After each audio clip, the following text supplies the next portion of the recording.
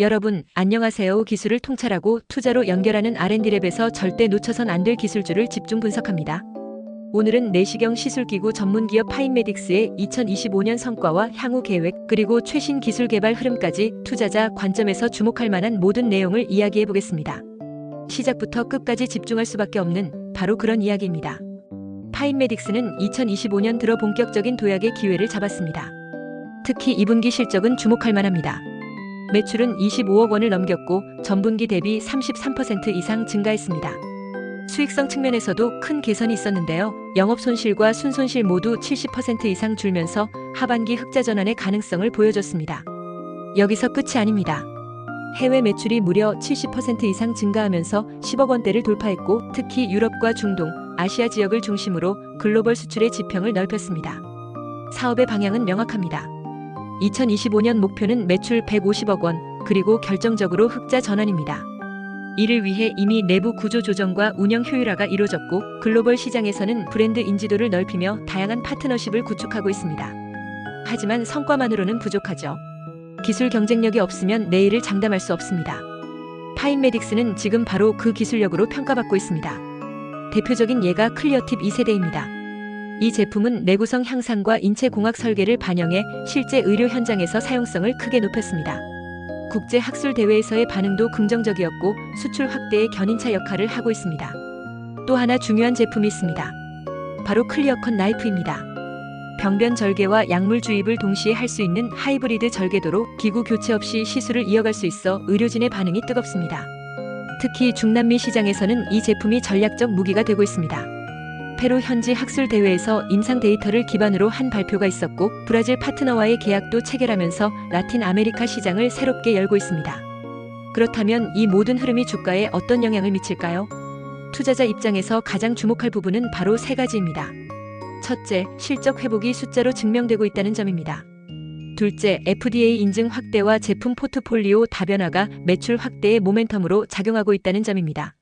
셋째, 수출 시장의 다변화와 현지화 전략이 단기뿐 아니라 중장기적 수익성 개선에도 영향을 준다는 점입니다.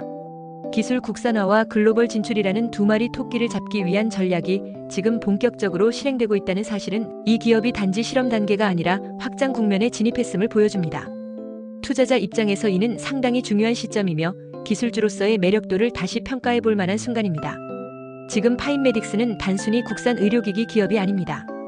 글로벌 시장에서 존재감을 키워가는 기술 기반의 의료 솔루션 기업으로 기술력과 시장 전략 그리고 실행력이 모두 확인된 상태입니다.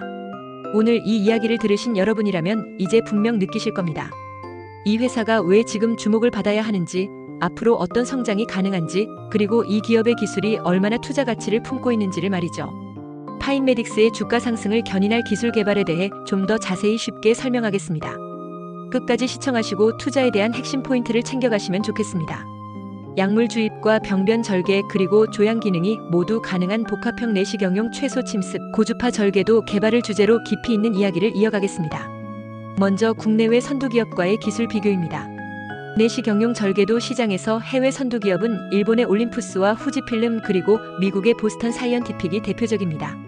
이들은 내시경 장비 시장에서 수십 년간 기술을 쌓아온 기업들로 특히 올림푸스는 세계 내시경 시장 점유율 70% 이상을 차지하며 고주파 절개도 분야에서도 정밀한 조작과 안정성을 바탕으로 의사들에게 신뢰를 얻고 있습니다. 올림푸스의 절개도는 조직을 절개하는 동시에 출혈을 줄이기 위한 전기적 에너지를 정밀하게 조절할 수 있습니다.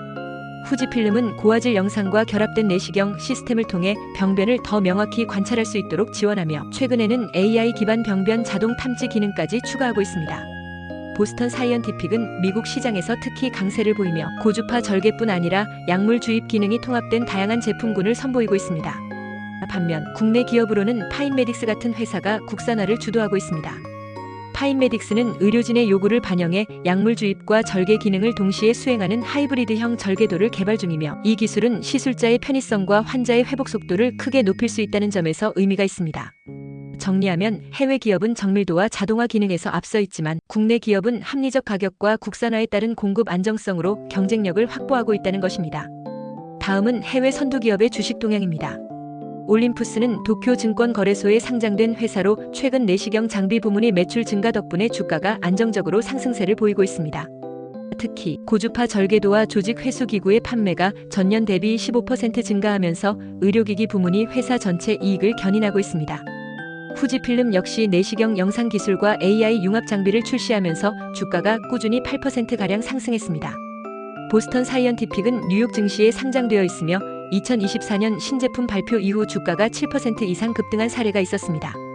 투자자들이 특히 주목하는 포인트는 인공지능 기반 내시경 보조 시스템과 로봇 수술 플랫폼의 확대입니다. 즉, 해외 선두 기업들의 주가 흐름은 기술 혁신과 신제품 출시가 직접적으로 연결되고 있으며 내시경 절개도 같은 세부 기술도 투자자들의 관심을 받는 핵심 분야가 되고 있다는 점입니다. 이제 국내외 대학의 연구 동향을 살펴보겠습니다. 국내에서는 서울대학교병원과 연세대학교가 내시경 절개 기술의 안전성과 효율성을 높이기 위한 연구를 활발히 수행 중입니다. 예를 들어 동물 실험을 통해 새로운 고주파 절개도의 출혈 억제 효과와 절개 정밀도를 평가하고 있습니다. 해외에서는 하버드 메디컬 스쿨과 존스 홉킨스 병원이 최소 침습 내시경 기술의 AI 보조 알고리즘을 접목한 연구를 진행하고 있습니다. 특히 하버드에서는 내시경 절개 시 자동으로 최적 절개 경로를 제시하는 알고리즘을 개발 중이고, 존스 홉킨스는 로봇 팔과 결합해 정밀하게 조향할 수 있는 시스템을 연구하고 있습니다.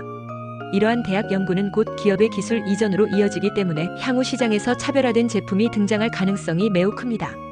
그렇다면 글로벌 시장의 경쟁력은 어떨까요? 내시경 절개도와 관련된 의료기기 시장은 2024년 기준 약 150억 달러 규모로 평가되며 연평균 성장률은 약 9% 이상으로 매우 빠른 성장세를 보이고 있습니다. 특히 아시아 지역의 고령화와 암 검진 수요 확대가 시장 성장을 이끌고 있으며 북미와 유럽은 이미 안정적인 수요 기반을 형성하고 있습니다. 글로벌 경쟁력 측면에서 해외 기업은 브랜드 인지도와 기술 우위라는 강점을 가지고 있지만 국내 기업은 낮은 제조원가와 빠른 피드백 시스템을 바탕으로 시장을 공략할 수 있습니다. 특히 보험 등재가 성공적으로 이루어질 경우 국내 기업은 가격 경쟁력을 활용해 빠르게 점유율을 높일 수 있습니다.